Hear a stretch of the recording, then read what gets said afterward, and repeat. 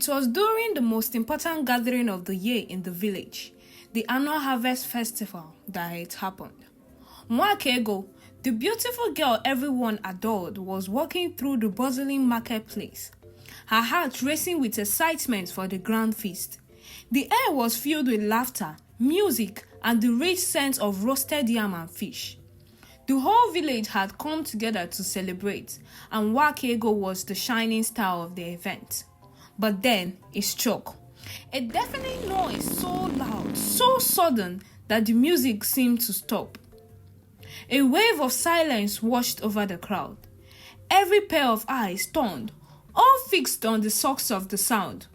The beautiful Nwakego standing frozen in the middle of the market. Her cheeks turned bright red. A fart so loud it echoed through the stalls, shaking the ground beneath her.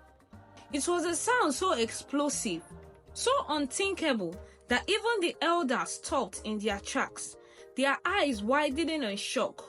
Nwakego, with her perfect beauty, could have never expected that such an embarrassing sound would come from her. Not here, not in front of everyone. The villagers stared in stunned silence, some trying to stifle their laughter, others unsure of how to react. Nwakego's heart pounded in her chest, her face burning with shame. She wanted to run, to hide, but her legs wouldn't move. The noise had torn through the air, impossible to ignore, and now she was the center of attention. As she slowly backed away, her mind spinning with embarrassment, she heard the whispers. What is wrong with her? Did she not hear it? How can such a beautiful girl? What kind of curse is this? But it wasn't just the villagers' words that stung her. It was the way their eyes turned away, the way their laughter echoed in her ears. They weren't looking at her like they used to, like she was the goddess of the village. Now she was the joke, the laughing stock, and the girl whose beauty was overshadowed by the thunderous sound of her own body. Nwakego hurried back to her uncle's hut, her heart heavy with the weight of the humiliation. She knew she couldn't keep running away from this. The facts, the noise, something had to change. She had to find out what was causing it.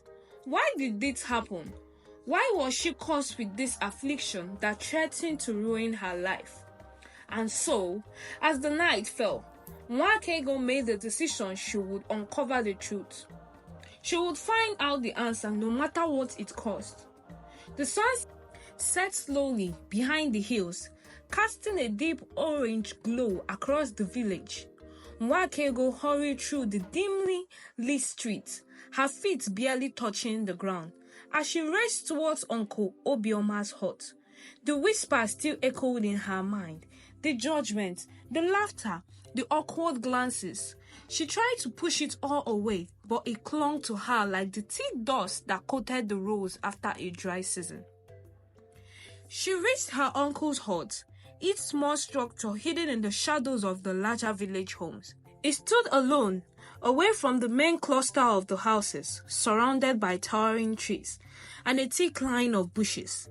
The air felt heavy as she approached, as though the earth itself held its breath.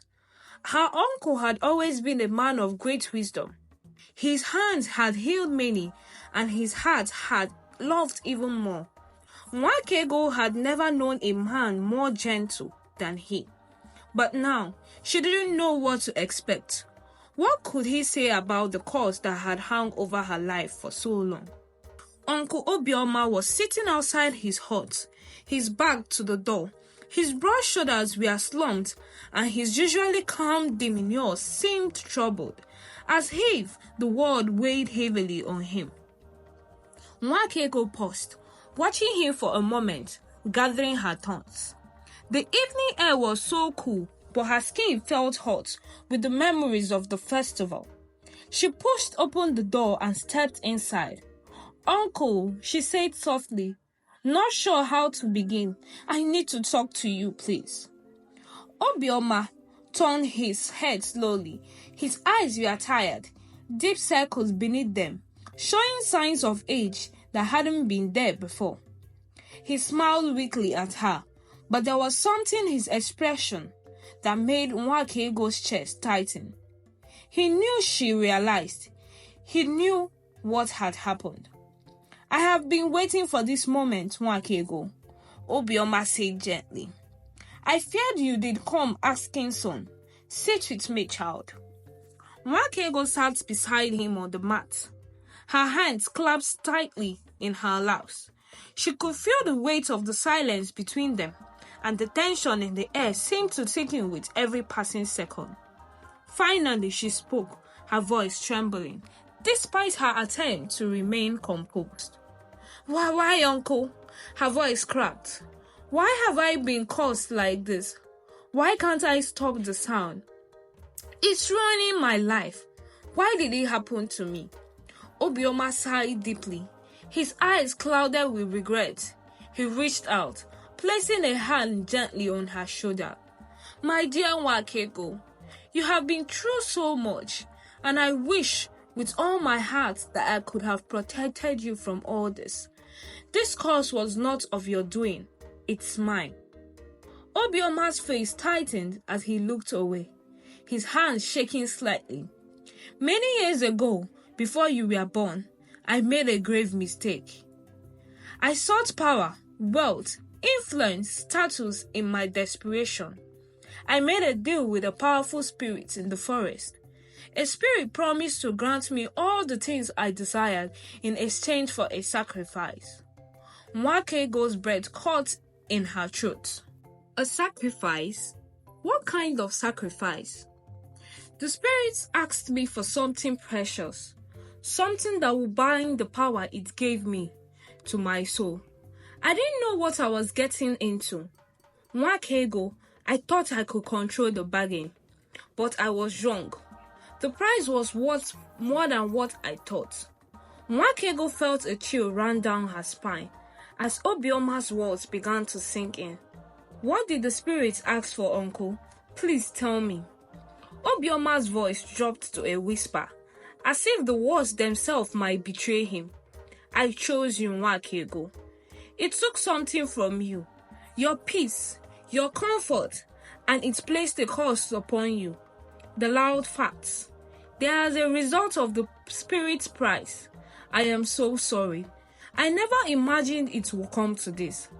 Nwakego's mind spun, trying to understand. "You made a deal with a spirit, and I am the one suffering for it?" Obioma nodded slowly, his face full of shame. "Yes, I thought I could undo it. I thought I could find a way to escape the spirit's wrath. But the more I tried to ignore it, the worse it became. The louder the facts grew. And now, Nwakego, you have borne the curse because of me." Her heart raced.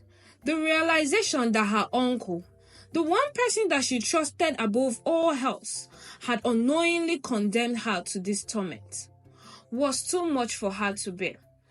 But there was something else in his voice, a tremor of fear, a recognition that he might not be able to help her. "Is there no way to undo it?" she asked quietly, the words barely escaping her lips. Obioma's eyes filled with sorrow. "There may be a way," he said after a long pause, "but it will be difficult. You must go to the spirit and ask for forgiveness.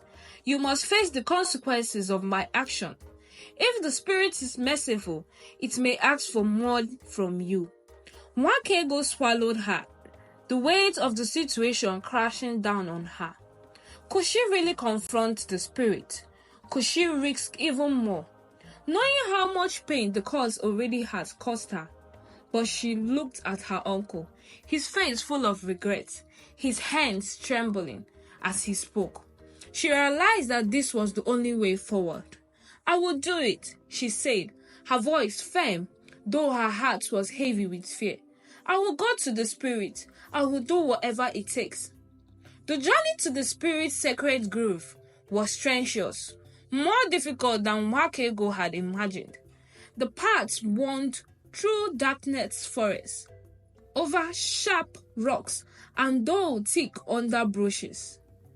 Each step she took felt as though it carried her farther from the world she knew and closer to a mystery she could barely comprehend. As night fell, the forest around her grew unnervingly silent. No birds sang, no animals rustled in the leaves. It was as though even nature itself held its breath.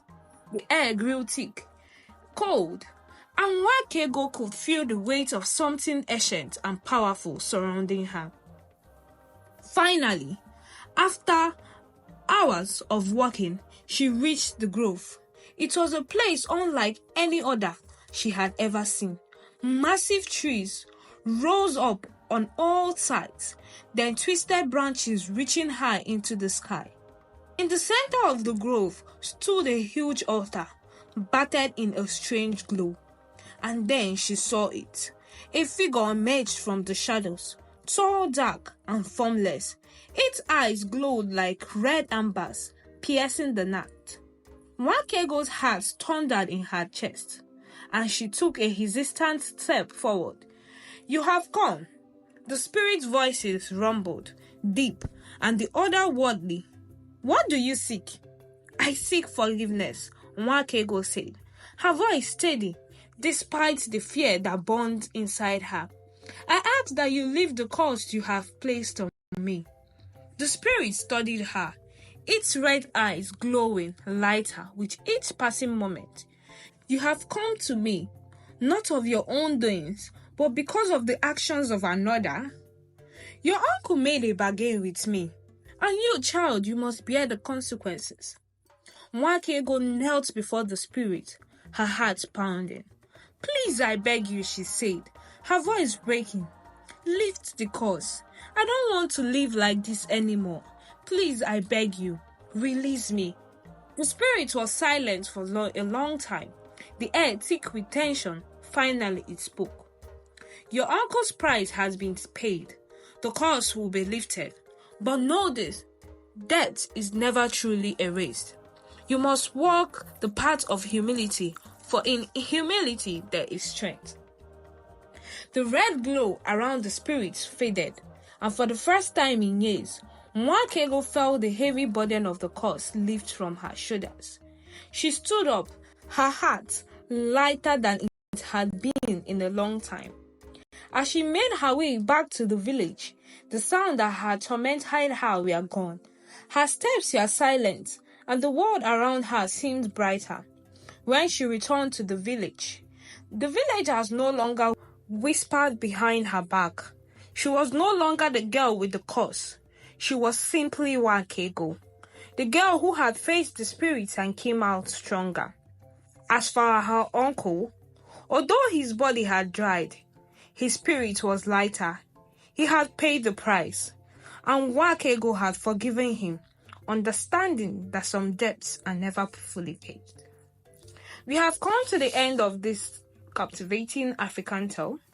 Don't forget to like the video, subscribe to the channel, and click on the notification bell so you would never miss an update.